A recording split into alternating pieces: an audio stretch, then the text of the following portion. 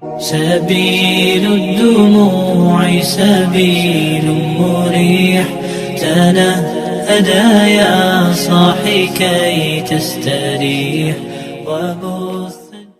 بسم الله الرحمن الرحيم. الحمد لله رب العالمين، والصلاة والسلام على أشرف الأنبياء والمرسلين سيدنا ومولانا محمد وعلى آله وصحبه أجمعين. سبحانك لا علم لنا إلا ما علمتنا إنك أنت العليم الحكيم. رب اشرح لي صدري ويسر لي أمري واحلل عقدة من لساني يفقه قولي وسدد لساني واهدي قلبي بجاه النبي والصحب والآل. دستوركم يا أهل الدرك ويا أهل الباطن ويا أهل النوبة ويا أهل النور. أما بعد، فقال المصنف حفظه الله تعالى ورعاه ونفعنا به وبعلومه وأسراره في الدنيا والأخرى. Halaman 9. Yalah. Pada suatu ketika Rasulullah sallallahu alaihi wasallam memberikan nasihat kepada kaum muslimin. Nabi memadahi kepada orang-orang Islam pada saat itu, yang tentunya nasihat ini pun tetap berlaku gesan kita berataan. Jika umatku telah melakukan 13 perkara, maka sudah saatnya mendapatkan hukuman berupa angin ribut, gempa bumi, atau kutukan dari Allah yang memusnahkan umat manusia. Ujar Nabi, apabila umat ini manggawi 13 macam, apabila umat Nabi ini tagawi 13 macam ini, maka Allah akan memberikan hukuman berupa angin ribut. Angin ribut, bahasa kita wah ini angin puting kana, lain puting beliung. Beliung tuh luput ngarannya. Angin puting kana, oh apa putar. Kalau di daerah Amerika tuh ngarannya tornado. Angin tornado, turun naik jalan padu. Angin ribut, gempa bumi, ataupun kutukan-kutukan nang lain nang sifatnya bisa memusnahkan umat manusia. Diberi Tuhan tsunami, diberi Tuhan longsor, diberi Tuhan macam-macam Nah itu tuh 13 perkara ini nah bila tagawi. 1. Apabila rampasan perang telah dimonopoli oleh beberapa gelar orang. Rampasan perang itu dihalalkan untuk kaum muslimin. Misal orang Islam berperang melawan orang kafir zaman bahari, inilah kisahnya nih, zaman Nabi nih. Pas tuntung peperangan, musuh kalah. Lalu musuh nih ada batinggal kuda, batinggal pedang, batinggal macam-macam senjata. Itu namanya ganimah. Ganimah itu harta rampasan perang. Rampasan perang ini hukumnya halal. Dan itu dalam agama ada pembagiannya. Rasulullah dapat sekian, keluarga Nabi dapat sekian, sahabat nampak berperang dapat sekian, ada pembagiannya. Tapi lamun rampasan perang ini dimonopoli oleh segelintir orang saja, nah maka ini akan menyebabkan Allah murka, sehingga Allah bisa menurunkan macam-macam bala nah kayak angin ribut dan lain-lain sebagainya. Sudah, ini wadah kita kedada nah nomor 1 nih. Yang kedua, amanah dianggap sebagai ganimah dalam kurung rampasan, atau bisa juga diarti sebuah keuntungan. Amanah dianggap sebagai rampasan. Amanah dianggap sebuah keuntungan. Apabila ini terjadi di kalangan kita, bala akan turun. Ulun beri contoh.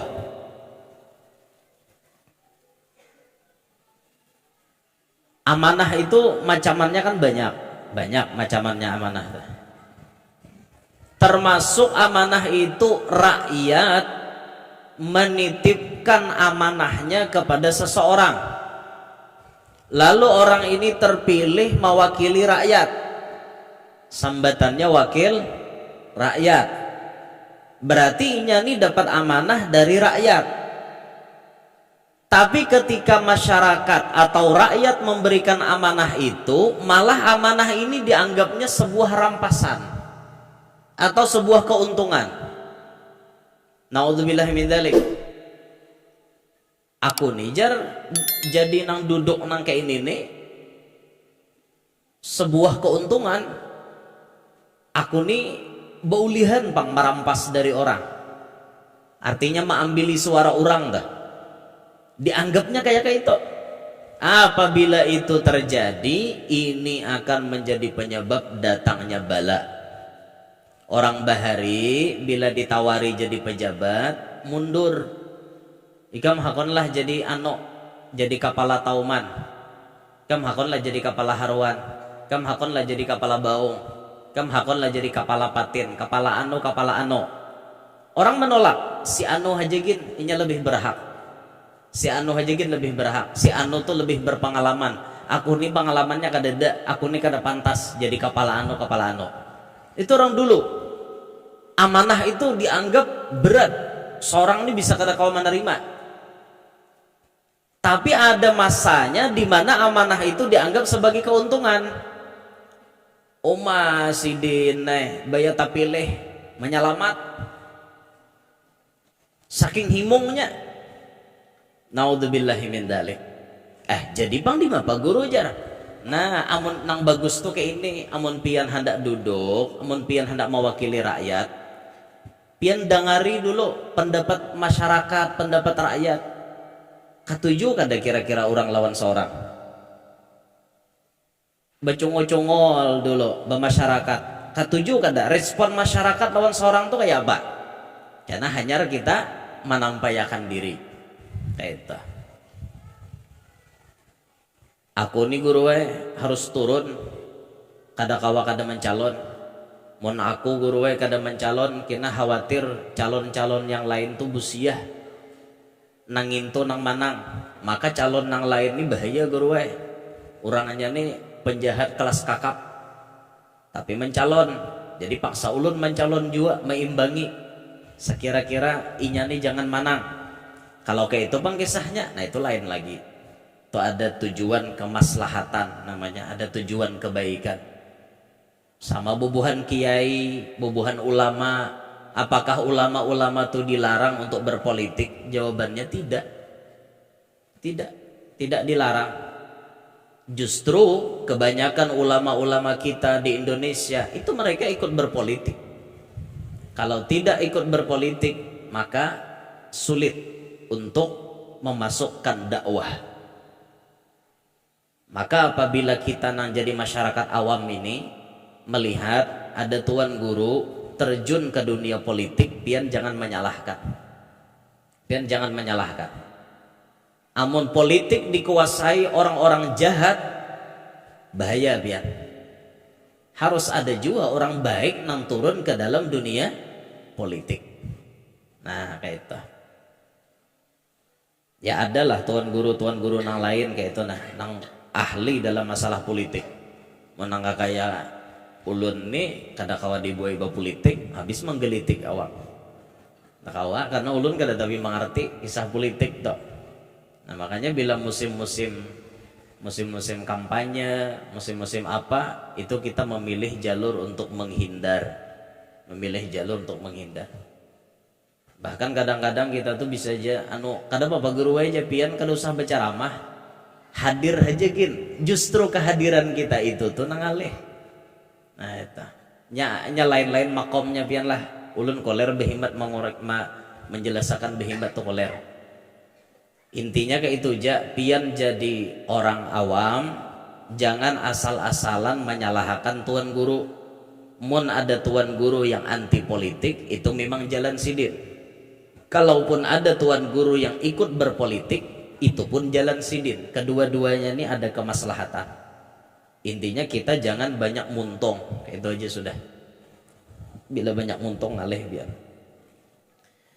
Nah, jadi amanah ini dianggap sebagai ganimah, sebagai rampasan, atau dianggap sebagai sebuah keberuntungan ketika dititipi amanah.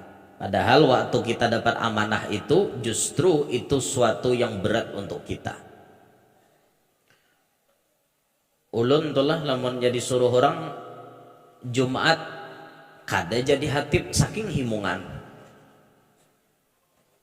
Kadusah gin guru wae pian jadi hatib, ada aja nang lain mana kiakan saking himungan. Kenapa? Saat kita didaulat jadi hatib itu ngarannya amanah. Ada tanggung jawab nang wajib kita pertanggungjawabkan. Jadi imam amanah. Barat kalau mun urang kada nyuruh kita jadi imam sing nyamanan. Nyaman lagi umpat di belakang. Orang bebungkuk empat bebungkuk, orang betungging empat betungging. Orang bangun empat bangun. Kan nyaman kayak itu.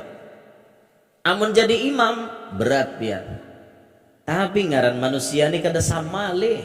Ada nang hati itu sangkal bila kada suruh orang jadi imam. Itu ngarannya hati bapak nyakit, hubur riyasah, cinta kedudukan. Aku nih Jesidin tutuha di kampung. Aku nih tokoh di kampung. Kenapa aku kada diunjuki mikrofon? Ada manusia nang kayak itu, hati bapak nyakit. Orang pun orang kada mau unjuki, nyaman lagi kada lapah. Jangan baaruhan tole orang bahaulan, baca yasin, batahlil, baca doa haul. Seorang nih tokoh, tapi kada unjuki orang mikrofon. Suruh batahlil kada, suruh baca doa kada, tunggal nang saikong tadi mengoloh. Kada apa-apa nyaman lagi awak kada lapah bapoko amin amin sambil mengantok kawa memimpin baca yasin mengantok kalau kolayau. Nah orang kayak itu ulun himong mun orang kada mau unjuki mikrofon tuh himong kada lapah. Tapi ngaran hati itu kada sama apa ngade enang sangkal aku nih tuha kada dianggap lah aja. Aku ingatakan aja sidin kena bila na ada nih aruhanku kada datang lagi. Anda bisa lalu menghargai orang. Oh jar hati bang bapak nyakit. Jangan kayak itu jangan. Itu amanah tuh berat. Mun kita kada diunjuki amanah santai santai kada ada beban kita. Yang ketiga, zakat dianggap sebagai denda. Orang Islam mengeluarkan zakat dianggapnya nang kaya bayar denda. Dalam inya mengeluarkan zakat itu ada penyesalan. Aku nijar berusaha sekian tahun ngumpulkan duit, tapi ternyata bayar sampai setahun karena nisabnya disuruh bayar zakat. Dalam hatinya ini kasal waktu mengeluarkan zakat. Apabila itu terjadi, tunggu bala akan turun. Zakat dianggap sebagai denda.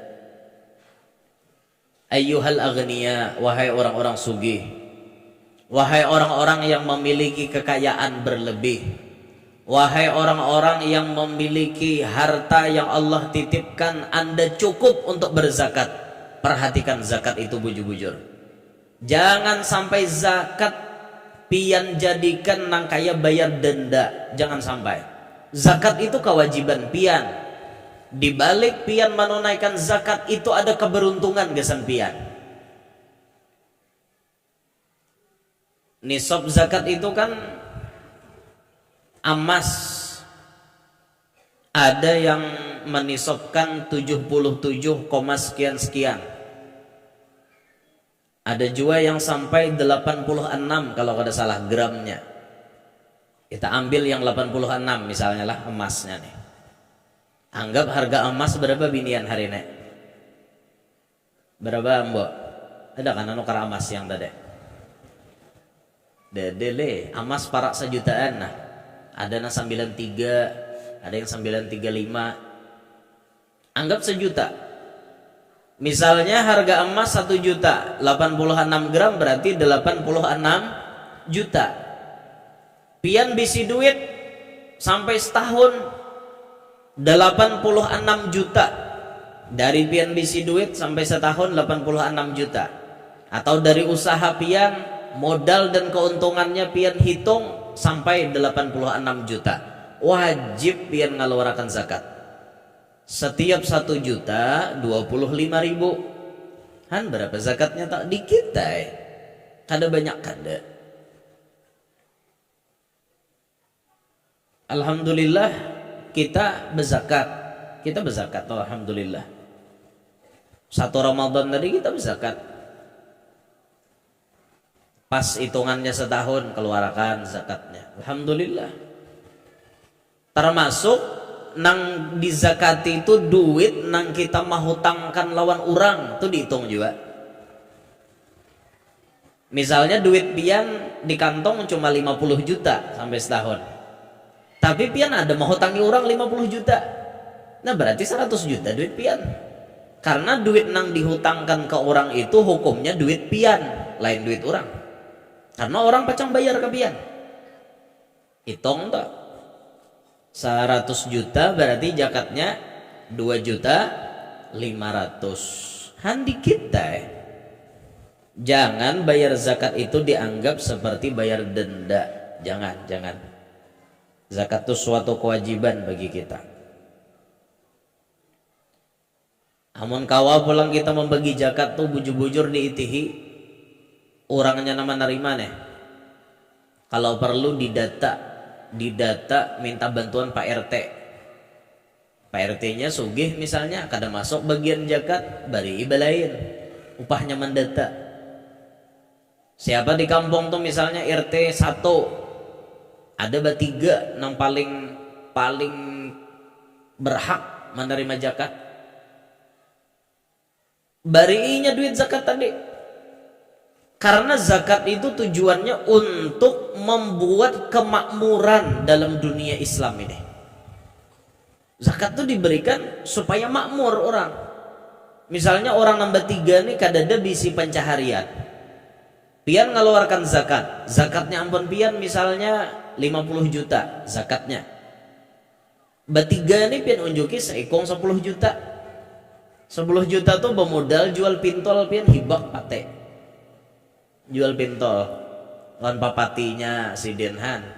Paling nukar sebida motor tunggal apa nang taburuk kawah aja 5 juta sugun. Cari sugun misalnya. Maulah patinya belum bermodal, nah kawas sidin becari. Tahun dudi sidin kada jadi orang miskin lagi. Kawas sudah sidin usaha sedikit-sedikit. Kayak itu anu berzakat tak. Mun membagi zakat 1.000 2.000 10.000 seikong dibari. Ada 20.000 mana karoko aja ada mayo. Zakat ini untuk memakmurkan masyarakat kayak itu. Dan perhatikanlah wahai orang-orang kaya, wahai orang-orang yang mampu, yang berkewajiban untuk zakat. Ketika Anda menunaikan zakat dengan benar, jamin harta Anda tambah banyak, tambah berkah. Jamin, itu satu kepastian. Karena kata Rasulullah, hassinu amwalakum bizzakah. Peliharalah, bentengilah harta kalian dengan zakat. Wadawu mardakum bisadaqah. Obatilah penyakit kalian dengan bersedekah. Harta itu dilindungi dengan cara berzakat, penyakit diobati dengan cara bersedekah. Itu pernah daulun jelasakan tolah nang mana anu cara bersedekah nang mau obati penyakit tah.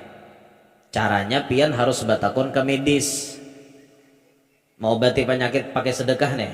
Contoh misalnya ada orang kena penyakit kencing manis, datang ke medis. Dokter,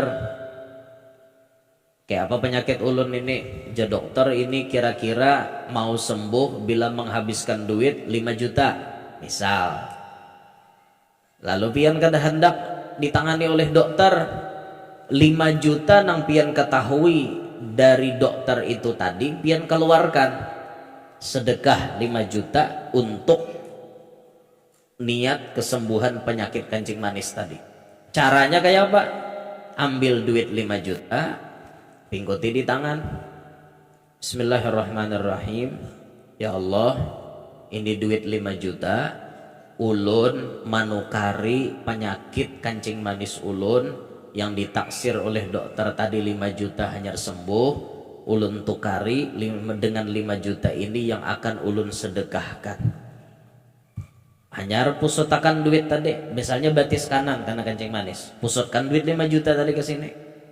Nah, pusutakan. Bagi-bagi ya lagi. Habiskan 5 juta tadi. Insya Allah sembuh penyakit dia. Itu caranya kita mau obati penyakit dengan sedekah.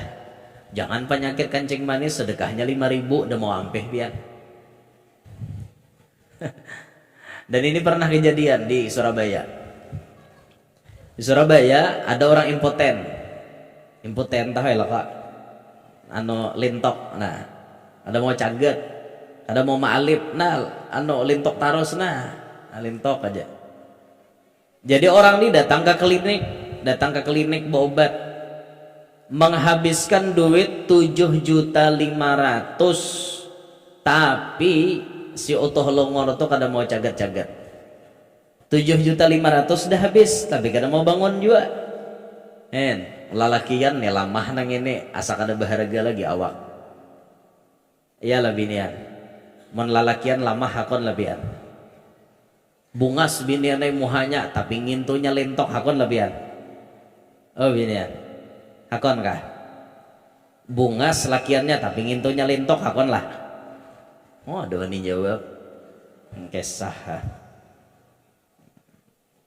Pasti kita hakon binian, karena salah satu nang dikehendaki itu juga 7.500.000 habis, tapi orang ini kada ampeh, tetap impoten. Akhirnya inya datang ke wadah Habib.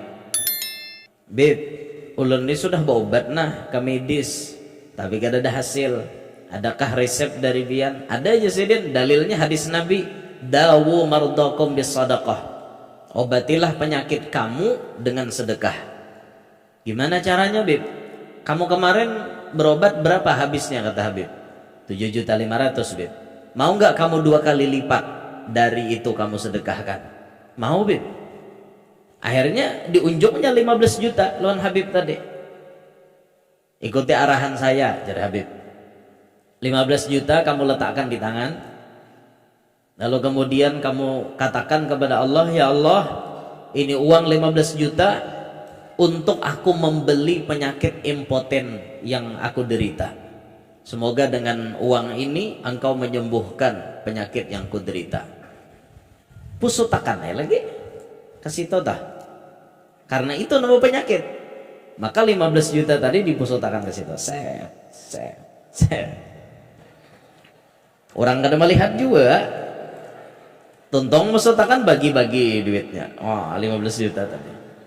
Jangan dibayangkan bini duit biar bekas apa kata tape payo. Yalah, bagi-bagi dah. Singkat cerita, apa yang terjadi?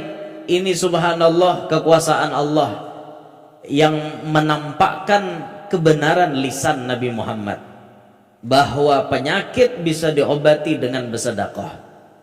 Ampih orang itu impoten, ampih kada lawas jaraknya imbahnya bersedekah tadi, ampih impoten cagat wayahini bininya sudah 2. Alhamdulillah. Ini kisah nyata loh, orang Surabaya ada gegempangan. 2 bininya weh ini bahari sawat lentok, ini 2. Alhamdulillah. Nah jadi jangan sampai kita zakat kada dibayari, jangan sampai terjadi kayak itu. Pokoknya bilanya Allah Ta'ala mentakdirkan kita kalau berzakat, syukur benar, kada berataan orang bisa menjakat. Nah kita pilih sebagai orang nak kau berzakat, untung benar tak.